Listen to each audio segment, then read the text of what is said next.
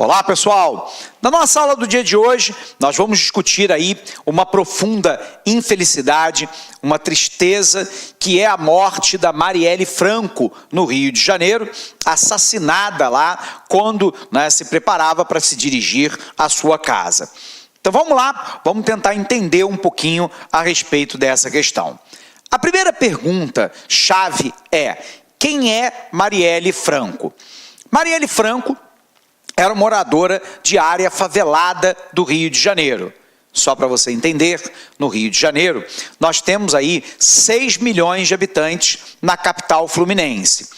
Segundo o Instituto Pereira Passos, que faz o planejamento urbanístico da cidade em nome da Prefeitura do Rio de Janeiro, 1 em cada 3 no Rio de Janeiro é favelado ou periferizado. Ou seja, ou essa população está na área de favela ou está na área de periferia, que são as áreas mais afastadas da área core, da área central da cidade. A caracterização da favela e da periferia se dá basicamente pela ausência do Estado. O Estado, via de regra, não se faz presente com o policiamento ostensivo e preventivo, não se faz presente com a saúde, com a educação, com a capacitação para o mercado de trabalho, com a regularização fundiária, com a construção de casas populares, com a urbanização e o mobiliário urbano, não atende de maneira adequada com a mobilidade urbana para essas áreas e, portanto, se caracterizam como áreas marginalizadas. Essas áreas marginalizadas, óbvio, que são, então, uma das áreas de domínio territorial da criminalidade no Rio de Janeiro. Segundo o Instituto de Segurança Pública do Rio de Janeiro, nós temos, por exemplo, hoje no Rio de Janeiro, pelo menos 1.000 favelas e comunidades dominadas pelo narcotráfico.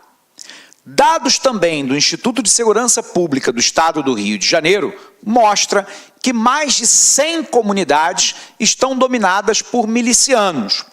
A pergunta é: quem são os milicianos?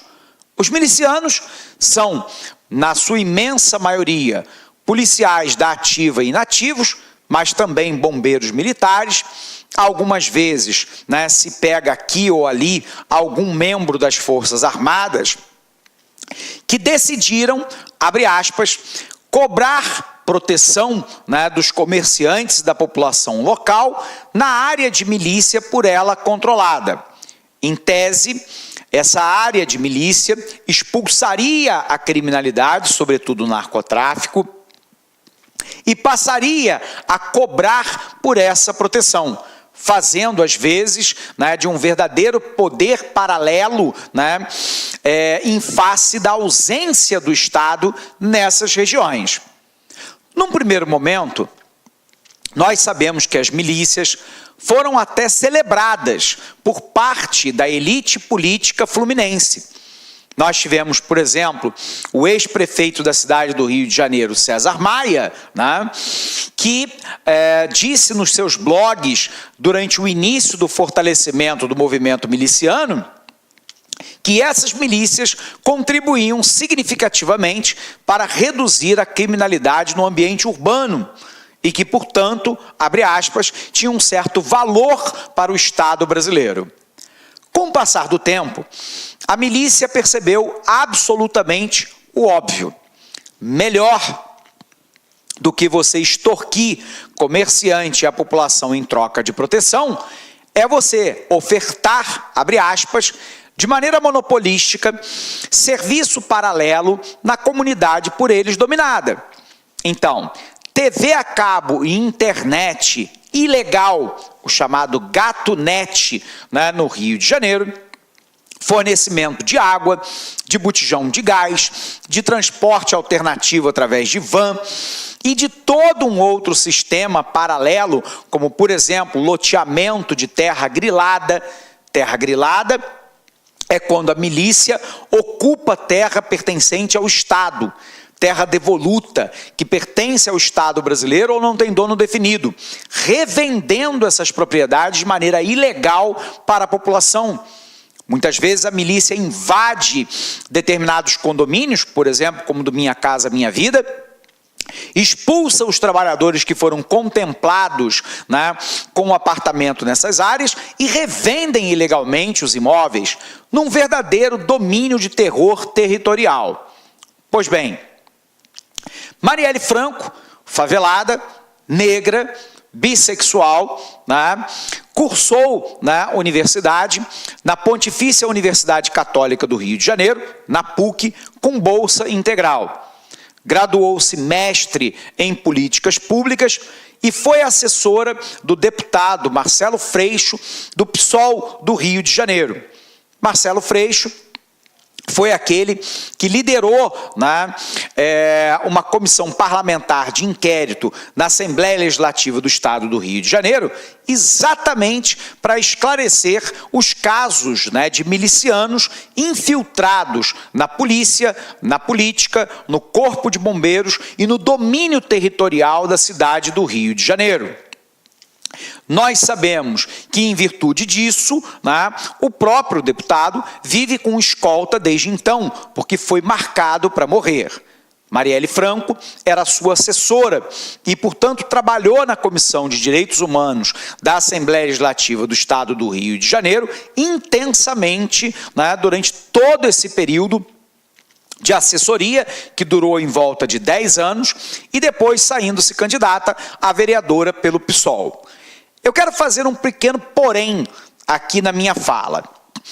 Quando nós falamos a respeito de partidos de esquerda ou de direita no Brasil, é muito comum, né, que as pessoas se posicionem de maneira adjetivada. O que eu quero dizer com isso? Né? De que tal partido é X ou que tal partido é Y e, portanto, ignoram a realidade para ter um posicionamento ideológico a priori, portanto, conceituando de maneira prévia apenas pelo espectro político, né, pela qual aquele grupo se orienta. Eu preciso dizer para você que é absolutamente natural que essa posição ocorra, porque, obviamente, nós somos movidos por valores, por uma ética, por uma moral. Contudo, isso não pode, em hipótese alguma, né, turvar a nossa capacidade de pensar o fenômeno, tudo bem, antes de uma preconcepção sobre aquilo que de fato ocorreu e ocorre e provavelmente continuará ocorrendo, né, no Brasil afora. Independente da posição política, é preciso que a gente tenha uma clareza a respeito do fenômeno. Então, o que eu tenho? Eu tenho lá uma ativista de direitos humanos, fazendo o segundo parêntese.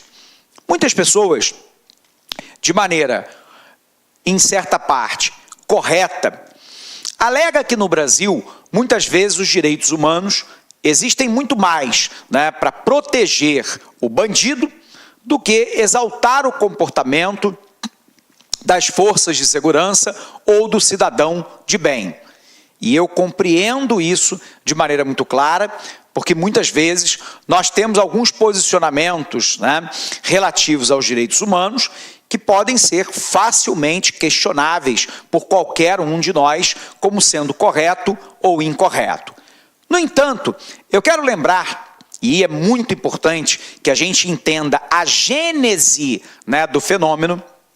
No Brasil, direitos humanos vem sendo encarado ao longo dos últimos anos como uma bandeira de esquerda, como uma bandeira de partidos como o PSOL.